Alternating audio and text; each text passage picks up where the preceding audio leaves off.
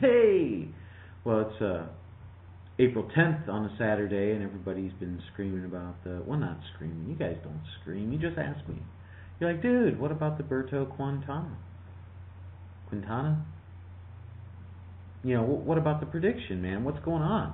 Why haven't you been talking about this fight? Why haven't you done it? Well, after he called off the fight with Sugar Shane Mosley because of his family problem and stuff in Haiti, I didn't know if 2.5 months, you know, when he turned around and did this fight, I was like, man, I don't even know if it's going to go through. And quite frankly, up until today, I didn't think it was going to go through anyway. I figure if he was so disheveled that he couldn't fight Sugar Shane 2.5 months later, I thought he would still be a little bit torn up about it. So, you know, here he is fighting.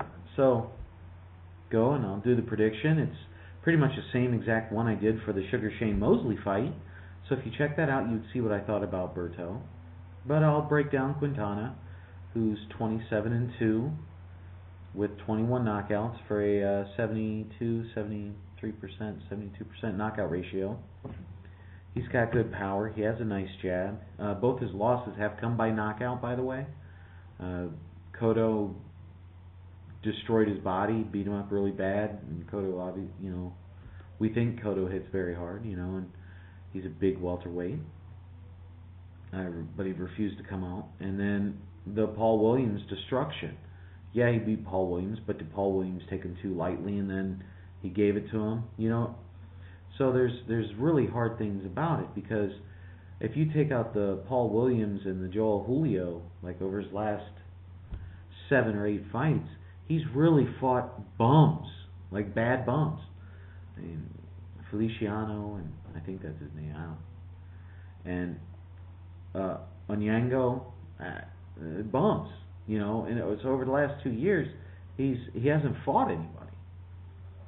He's getting a great fight to fight for the WBC title, but he's done it by not fighting anybody. I mean, the last guy he fought knocked him out in the first round. So he seems big for a welterweight. I mean, he's 5'9.5", and you only have to weigh 147 pounds. 72-inch reach, not great, not horrible. He goes to the body well. He boxes, but he's slower than Berto. You'll see this pretty quick. He's got decent speed. He throws the combos, good power, and he's willing to trade when he gets in there. He works the high-low. He's got a good jab, and he counterpunches, but he holds that right too low. And even though his D looks good, he can get hit with straight-on shots because he doesn't have head movement. You can have your D here all you want, but if you're not willing to slip around, you know, to get away from the punches, if they come straight through, they hit. They land, they connect. So, just throwing that out there. The last 6 fights, he's been knocked out twice. He's fought 3 bums. And he won a UD over Williams, and then, obviously, that destruction that happened. So his best one was over Joel Julio, who appeared weight drained. You know, he fought one time after that, but then he's jumped up in weight. You know, he's moved up to continue fighting, and he's taken some pretty massive beatings since then. But so that's what we're looking at with Carlos Quintana. All he needs is a southpaw. Just throwing that out there. I don't know if you guys want to know that or not.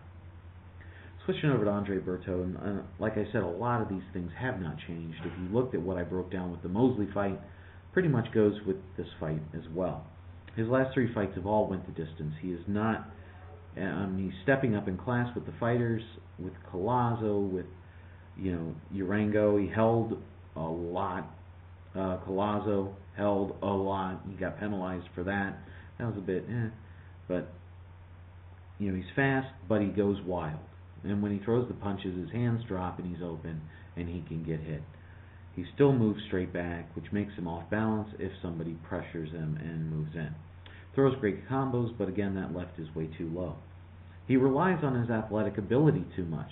And I will say this, and eventually it's going to catch him. He's kind of Roy Jones Jr. in this aspect, that he's relying on movement as opposed to an actual defense.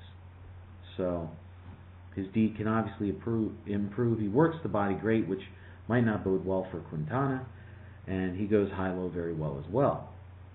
Now, with his speed and the way he can hit and frustrate and move, hit, not get hit kind of thing, Works very well against a fighter like Quintana. I see him as a, well, he's not near as good as Mosley is.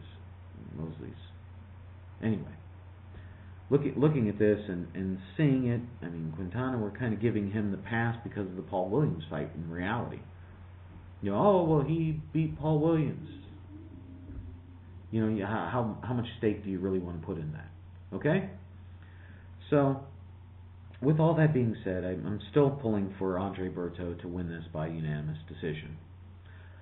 As he steps up with opponents, he's not knocking them out. And the second he starts hitting, he's holding. So I don't think Quintana's going to be able to get off his shots, and Berto's going to be able to pot shot from the outside, work it, and get the UD. Okay? Yeah, all right. I got cut off there at the end there. As again, this is Bigragu. I'm out.